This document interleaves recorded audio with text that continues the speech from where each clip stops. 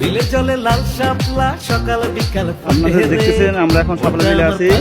আর আমাদের মাঝে আছে আমাদের দক্ষ ড্রাইভার, বিমানের পাইলট, এখন সে নৌকার মাঝি। বিলে জলে লাল শাপলা আমাদের শাহিন আলম, শাহিন ভাই, সে একদম দক্ষ মাঝি এবং দক্ষ পাইলট। শাপলা তো এখন নেই, সব শেষ হয়ে গিয়েছে, রোদ উঠে পড়েছে, তো আরো সকাল আসা উচিত ছিল আমাদের, না ভাইয়া? জি ঠিক। রূপকন্যা কন্যা রূপে জাদু এনেছি।